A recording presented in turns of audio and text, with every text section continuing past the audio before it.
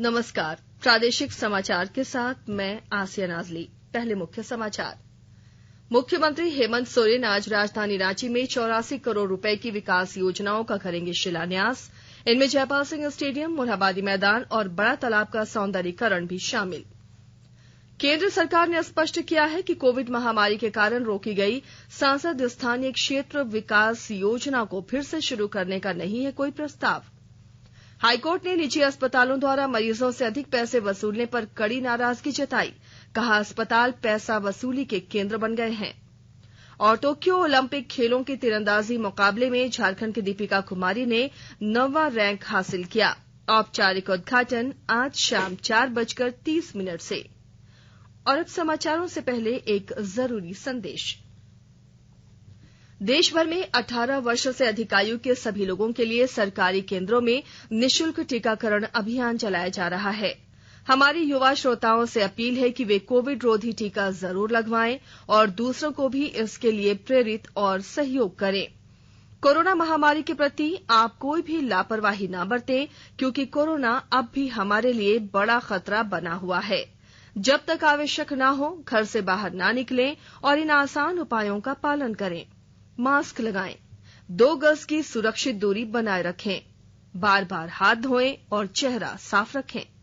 Covid से संबंधित जानकारी और मार्गदर्शन के लिए राष्ट्रीय हेल्पलाइन नंबर काम कर रही हैं। इनके नंबर हैं 011-2397-8046 और 1075। इसके अलावा राज्य हेल्पलाइन नंबर 104 डायल कर समस्या का त्वरित समाधान लिया जा सकता है। और अब समाचार विस्तार से। मुख्यमंत्री हेमंत सोरेन आज राजधानी रांची में 84 करोड़ रुपए की विकास योजनाओं का शिलान्यास करेंगे।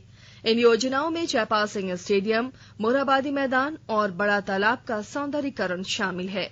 इसके अलावा कांके रोड में अर्बन हाट का निर्माण, सहजानंद और अरगोड़ा चौक का सुधार कार्य भी शामिल है। इसके अलावा शहर के प्रमुख सड़कों पर पेवर्स, चेकर्स और स्टील रेलिंग लगाने का काम का भी शुभारंभ किया जाएगा। शिलान्यास कार्यक्रम दिन के 12 बजे कचहरी स्थित जयपाल सिंह स्टेडियम में होगा।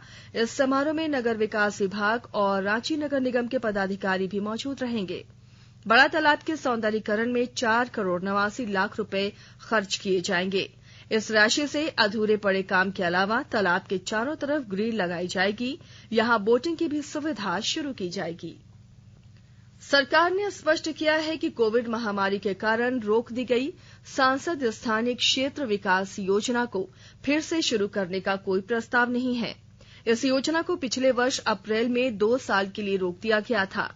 राज्यसभा में एक प्रश्न के उत्तर में योजना मंत्री राव इंद्रजीत सिंह ने बताया कि महामारी के कारण उत्पन्न स्थिति से निपटने के लिए इस योजना को रोकने के अलावा सांसदों के वेतन में 30% की कटौती भी की गई है। श्री सिंह ने यह भी बताया कि इससे बची राशि का इस्तेमाल स्वास्थ्य बुनियादी ढांचे में सुधार, प्रधानमंत्री गरीब कल्याण योजना के तहत निःशुल्क राशन और निःशुल्क टीकाकरण के लिए किया गया है। राज्य में पिछले 24 घंटे में कोरोना के 22 संक्रमित मरीज मिले हैं, वहीं 32 मरीज स्वस्थ हुए हैं। राज्य के 13 जिलों में एक भी नया केस सामने नहीं आया है। देवघर में सबसे अधिक 5, रांची में 3, सरायकेला, सिमडेगा, कोडरमा, रामगढ़ और धनबाद में 2-2 केस मिले हैं। वहीं बोकारो, पूर्वी सिंहभूम, गुमला और पलामू में 1-1 नए मरीज मिले हैं। रांची में 7 मरीज स्वस्थ हुए हैं। राज्य में अब कुल सक्रिय मरीजों की संख्या 305 हो गई है। किसी भी जिले से कोरोना संक्रमित की मौत की खबर नहीं है। राज्य में कल 64,798 लोगों को कोरोना का टीका दिया गया। वहीं रांची जिले में 3,916 लोगों ने टीका लगवाया। आज टीके का स्टॉक कम होने के कारण रांची जिले के 5 केंद्रों पर ही टीकाकरण होगा। शहर में सिर्फ बंदोबस्त कार्यालय में ही टीका लगाया जाएगा। राष्ट्रव्यापी कोविड टीकाकरण अभियान के तहत अब तक 41 करोड़ 78 लाख से अधिक कोविड टीके लगाए गए हैं। पिछले 24 घंटे में 22,77,000 से अधिक टीके लगाए गए। स्वास्थ्य मंत्रालय ने कहा है कि कल 41,393 लोगों में कोरोना संक्रमण की पुष्टि हुई। इस समय 4,09,394 मरीजों का उपचार चल रहा है, जो कुल संक्रमित लोगों का 1.31% है। कल 38,652 से अधिक मरीज कोरोना संक्रमण से मुक्त हुए। संक्रमण से ठीक होने की दर 97.35% हो गई है। अब तक 3,04,29,000 से अधिक मरीज स्वस्थ हो चुके हैं। केंद्र सरकार कोविड महामारी के दौरान लोगों की सुविधा के लिए बनाई गई राष्ट्रीय स्तर की हेल्पलाइन नंबर के बारे में लोगों को जागरूक कर रही है। सूचना और प्रसारण मंत्रालय अपने विभिन्न विभागों के माध्यम से इन हेल्पलाइन के बारे में जागरूकता बढ़ा रहा है। विभिन्न हेल्पलाइन नंबर इस प्रकार हैं। कोविड संबंधी सवालों के जवाब देने के लिए स्वास्थ्य और परिवार कल्याण मंत्रालय की हेल्पलाइन है 1075। राज्य हेल्पलाइन नंबर है 104। महिला और बाल विकास मंत्रालय की चाइल्ड हेल्पलाइन है 1098। वरिष्ठ नागरिकों के लिए सामाजिक न्याय और अधिकारिता मंत्रालय की हेल्पलाइन है 14567। मनोवैज्ञानिक सहायता के लिए राष्ट्रीय मानसिक स्वास्थ्य और तंत्रिका विज्ञान संस्थान निम्हांस का नंबर है 080461100007।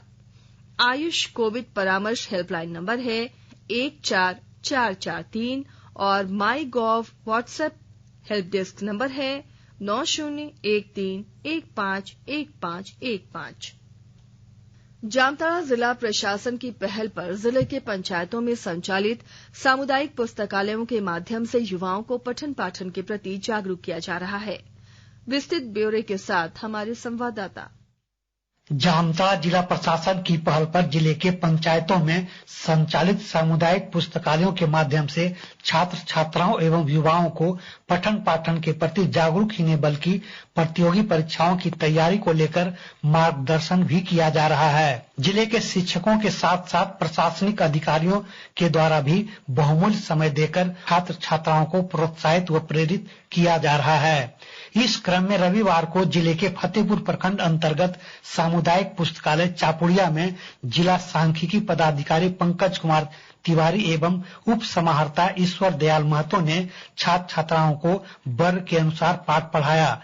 जिला प्रशासन की पहल से जिले में शैक्षिक वातावरण में सकारात्मक बदलाव देखने को मिल रहा है। सुभाष प्रसाद सिंह, आकाशवाणी समाचार, जामताड़ा। आकाशवाणी के ताजा तरीन समाचारों के लिए आप हमारी वेबसाइट newsonair.com पर लॉग इन कर सकते हैं। ताजा समाचार Twitter handle @AIR news alerts और Facebook page All India Radio News पर भी उपलब्ध है। आप प्रादेशिक समाचार एकांश के ट्विटर हैंडल @AIR न्यूज_रांची और फेसबुक पेज, इंस्टाग्राम पेज तथा YouTube channel AIR news Ranchi पर भी हमारे बुलेटिन सुन सकते हैं। प्रादेशिक समाचार आप आकाशवाणी रांची से सुन रहे हैं और अब पेश है कोरोना से बचाव के कुछ संदेश। चलो मिलकर एक शुरुआत करें, चलो एक फैसला आज करें, मास्क नहीं तो टोकेंगे, कोरोना को रोकेंगे, चलो एक वादा करते हैं, चलो कुछ वादा करते हैं, मास्क नहीं तो टोकेंगे, कोरोना को रोकेंगे। भारत सरकार द्वारा जनहित में जारी। कोविड-19 से बचाव और सुरक्षित रहने के 3 उपाय। मास्क लगाएं, 2 गज दूरी है जरूरी, सुरक्षित दूरी रखें, हाथ और मुंह साफ रखें।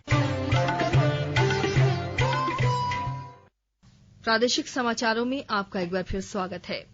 झारखंड हाईकोर्ट ने मरीजों के इलाज में निजी अस्पतालों द्वारा मनमानी राशि वसूलने को लेकर नाराजगी जताई है। मुख्य न्यायाधीश डॉक्टर रवि रंजन और न्यायाधीश सुधीर नारायण प्रसाद की खंडपीठ ने कल वीडियो कॉन्फ्रेंस के माध्यम से स्वतः संज्ञान लेते हुए ब्लैक फंगस के मरीज की रिम्स में मौत के मामले की सुनवाई की। कोर्ट ने पीड़ित उषा देवी का समय पर इलाज नहीं होने पर नाराजगी जताई। कोर्ट ने कहा कि गरीबों का इलाज प्राइवेट अस्पतालों में संभव नहीं है क्योंकि वहां मरीजों से धन वसूली शुरू हो जाती है। कोर्ट ने कहा कि अस्पतालों को सिर्फ पैसा बनाने की मशीन नहीं बननी चाहिए। Facebook, Google, Twitter, LinkedIn, WhatsApp और अन्य प्रमुख सोशल मीडिया प्लेटफॉर्म SSMI ने नए IT दिशा निर्देशों और डिजिटल मीडिया आचार संहिता का पालन करते हुए भारत में मुख्य अनुपालन अधिकारी, नोडल संपर्क अधिकारी और स्थानीय शिकायत निवारण अधिकारी नियुक्त कर दिए हैं। उन्होंने नए नियमों के तहत अनिवार्य रूप से मासिक अनुपालन रिपोर्ट प्रकाशित करना भी शुरू कर दिया है। ये जानकारी कल राज्यसभा में इलेक्ट्रॉनिकी और सूचना प्रौद्योगिकी राज्य मंत्री राजीव चंद्रशेखर ने एक प्रश्न के लिखित उत्तर में दी। ओलंपिक खेलों का उद्घाटन आज जापान की राजधानी टोक्यो में पारंपरिक और औपचारिक रूप से किया जाएगा। भारतीय समयानुसार उद्घाटन समारोह शाम 4:30 से शुरू होगा। ओलंपिक में कुल 33 खेल स्पर्धाएं आयोजित की जाएंगी, जिसमें 206 देशों के 11,000 खिलाड़ी भाग लेंगे। भारत के 120 से भी ज्यादा खिलाड़ी भाग ले रहे हैं। वहीं झारखंड से पहली बार 3 महिला खिलाड़ी हिस्सा ले रही हैं। हॉकी स्पर्धा में निकी प्रधान और सलीमा टेटे, जबकि तीरंदाजी में झारखंड की दीपिका कुमारी शामिल हैं। आकाशवाणी, दूरदर्शन और डीडी स्पोर्ट्स चैनल ओलंपिक 2020 के आयोजनों का व्यापक रूप से प्रसारण करेंगे। आकाशवाणी और दूरदर्शन के डिजिटल प्लेटफॉर्म पर भी प्रसारण उपलब्ध होंगे। डीडी स्पोर्ट्स चैनल पर प्रतिदिन सुबह 5 बजे से शाम 7 बजे तक सीधा प्रसारण किया जाएगा। वहीं आकाशवाणी का समाचार सेवा प्रभाग इस महीने की 1 तारीख से अपने स्पोर्ट्स स्कैन कार्यक्रम में प्रतिदिन ओलंपिक क्विज का प्रसारण कर रहा है। टोक्यो ओलंपिक में वर्ल्ड नंबर 1 तीरंदाज दीपिका कुमारी आज सुबह शुरू हुए व्यक्तिगत महिला वर्ग के रैंकिंग राउंड में 9वें स्थान पर रहीं। दीपिका कुमारी से बेहतर खेल की उम्मीद थी।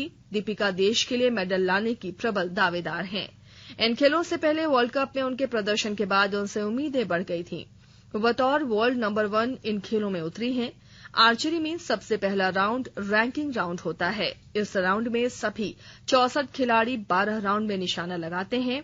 हर राउंड में उन्हें 6 तीर चलाने का मौका मिलता है। 12 राउंड के अंत में कुल स्कोर की तर्ज पर खिलाड़ियों को 1 से 64 तक रैंकिंग दी जाती है। इस रैंकिंग के आधार पर पहले स्थान पर रहने वाले खिलाड़ी 64वें स्थान पर रहने वाले खिलाड़ी का सामना करता है। इसी तरह सबके मुकाबले तय किए जाते हैं। टोक्यो ओलंपिक में भारतीय महिला हॉकी खिलाड़ियों का उत्साह बढ़ाने के लिए सिमडेगा जिले के कलाकारों ने एक विशेष गीत बनाया है। पेश है हमारे संवाददाता की रिपोर्ट। हॉकी की नर्सरी सिमडेगा जिले में लोग टोक्यो ओलंपिक की शुरुआत की प्रतीक्षा में हैं। भारतीय महिला हॉकी टीम में सिमडेगा जिले की खिलाड़ी सलीमा टेटे और खूंटी जिले की निक्की प्रधान के शामिल होने से ओलंपिक में हॉकी मुकाबलों को लेकर लोग उत्सुक हैं। ओलंपिक में भारतीय महिला हॉकी टीम का पहला मुकाबला नीदरलैंड से 24 जुलाई को शाम के 5:15 बजे से होगा। इधर टीम के उत्साह वर्धन के लिए सिमडेगा के गायकों काशीलाल नायक और जगन्नाथ राम ने खेलेंगे हॉकी दिलोजान से गीत यूट्यूब पर रिलीज किया है। हॉकी सिमडेगा के अध्यक्ष मनोज कोनबेगी ने खिलाड़ियों को शुभकामनाएं देते हुए गोल्ड मेडल प्राप्त करने की उम्मीद जताई है। मनोज कुमार सिन्हा, मनु, आकाशवाणी समाचार, सिमडेगा। भारत और श्रीलंका के बीच तीसरा और अंतिम एक दिवसीय अंतर्राष्ट्रीय क्रिकेट मैच आज खेला जाएगा। ये मैच कोलंबो के आर प्रेमदासा स्टेडियम में दिन के 3 बजे से शुरू होगा। भारत 3 मैचों की इस श्रृंखला में 2-0 से आगे है। और अब अखबारों की सुर्खियां। राज्य से प्रकाशित होने वाले सभी अखबारों ने टोक्यो ओलंपिक खेलों का आज शाम विधिवत उद्घाटन की खबर को प्रमुखता से प्रकाशित किया है। प्रभात खबर ने कोरोना की चुनौतियों के बीच इतिहास रचने उतरेगा भारत शीर्षक से खबर को टॉप बॉक्स बनाया है। दैनिक जागरण ने मुख्यमंत्री हेमंत सोरेन के बयान अमीन की पढ़ाई शुरू कराएं ताकि लोगों को रोजगार मिले खबर को पहले पन्ने पर जगह दी है। दैनिक भास्कर ने भास्कर पर आयकर कार्रवाई संसद में हंगामा खबर को पहले पेज पर प्रमुखता से प्रकाशित किया है। दैनिक हिंदुस्तान ने सदन में आईटी मंत्री से पर्चा छीन कर फाड़ने की खबर को पहले पन्ने की लीड बनाई है। रांची एक्सप्रेस ने शिक्षा के क्षेत्र में नई पीढ़ी को अवसर प्रदान किया जाएगा इस खबर को लीड खबर बनाया है। अंग्रेजी दैनिक हिंदुस्तान टाइम्स ने भी पेगासस मामले को लेकर संसद में हंगामे की खबर को प्रमुखता से प्रकाशित किया है और टाइम्स ऑफ इंडिया ने राज्यसभा में आईटी मंत्री के हाथ से पर्चा छीनने की खबर को पहले पन्ने पर जगह दी है। और अब अंत में मुख्य समाचार एक बार फिर। मुख्यमंत्री हेमंत सोरेन आज राजधानी रांची में 84 करोड़ रुपए की विकास योजनाओं का करेंगे शिलान्यास। इनमें जयपाल सिंह स्टेडियम, मोरहाबादी मैदान और बड़ा तालाब का सौंदर्यीकरण भी शामिल। केंद्र सरकार ने स्पष्ट किया है कि कोविड महामारी के कारण रोकी गई सांसद स्थानीय क्षेत्र विकास योजना को फिर से शुरू करने का नहीं है कोई प्रस्ताव। हाईकोर्ट ने निजी अस्पतालों द्वारा मरीजों से अधिक पैसे वसूलने पर कड़ी नाराजगी जताई। कहा अस्पताल पैसा वसूली के केंद्र बन गए हैं। और टोक्यो ओलंपिक खेलों के तीरंदाजी मुकाबले में झारखंड की दीपिका कुमारी ने 9वां रैंक हासिल किया। औपचारिक उद्घाटन आज शाम 4:30 से। इसके साथ ही आकाशवाणी रांची से प्रादेशिक समाचार का ये बुलेटिन समाप्त हुआ। नमस्कार। घर में रहिए, सुरक्षित रहिए और सुनते रहिए आकाशवाणी।